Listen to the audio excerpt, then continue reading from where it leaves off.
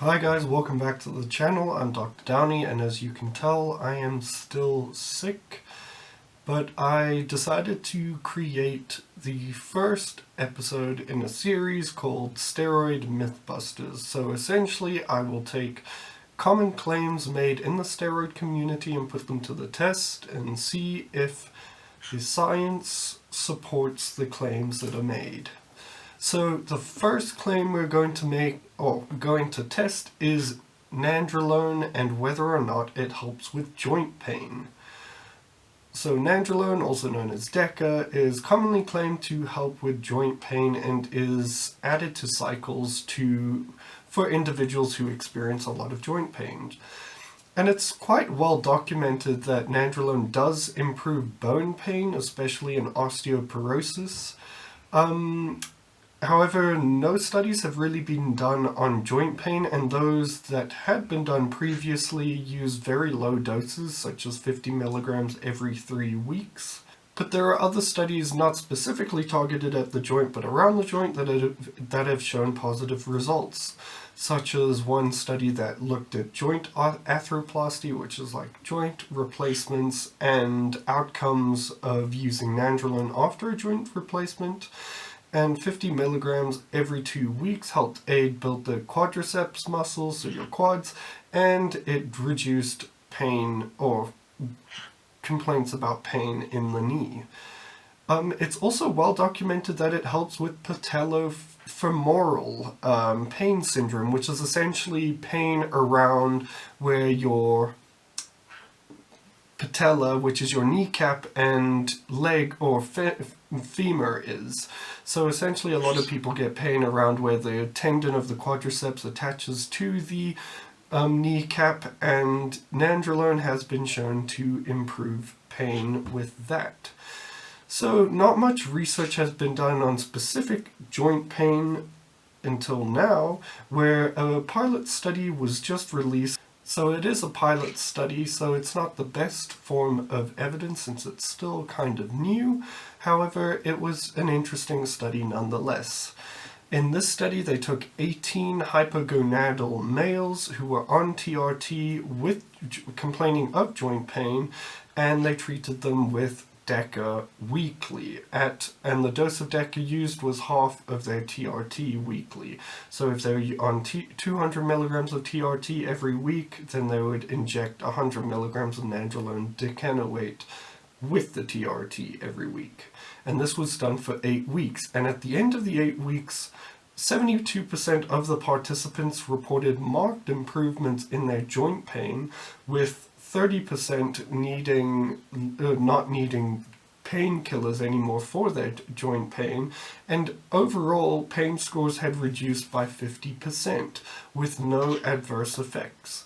So how does it decrease joint pain? Well, it's postulated, or is known, that it does increase local IGF-1 levels, especially around areas where it is injected, and this could perhaps be the reason it assists individuals with joint pain. So this myth is kind of confirmed. A lot of the research does support nandrolone being used for joint pain, at a sufficient dose though. So for our second myth, we will look at whether or not steroids weaken tendons, because it's quite well, or it is reported on forums and such, that be careful if you're on steroids because you get injuries more often.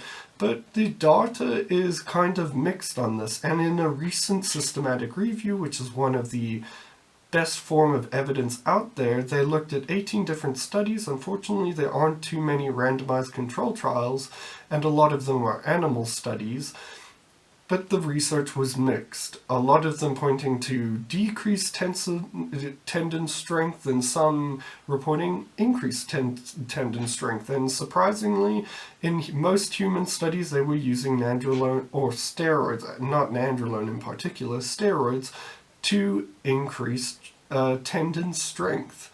So the research is still mixed. And again, the issue is different steroids have different mechanisms of action or different other effects that come along with them. So you can't put all steroids into one group. Winstrol and Nandrolone are known to assist with injuries, whereas others might not. So this common statement saying you'll get more injuries, your tendons weaken on steroids is not particularly true. However, it's hypothesized that steroids make your muscles grow quicker than your tendons, and thus your tendons don't become weak, but they become relatively weaker to the muscle. And again, this is yet to be proven, and the jury is still out there. So this myth is plausible, although there's not much data to support it. So for our final myth, I have made a video on this before, however I have revised my opinion somewhat, and it is whether Winstrol causes joint pain.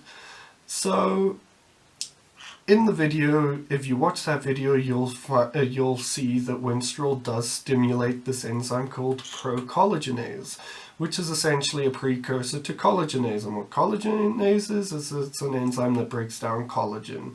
Collagen makes up pretty much the extracellular matrix and a lot of other structures in your body.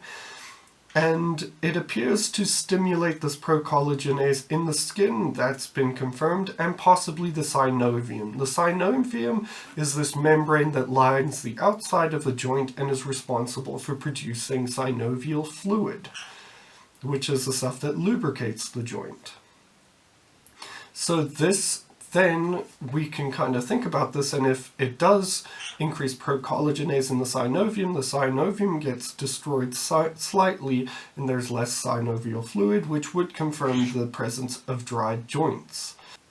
However, in studies using Winstrol for long duration, sometimes for 20 to 40 years, joint pain has never been reported, and it's not very well known in the literature. However, it is noted by people who use this steroid.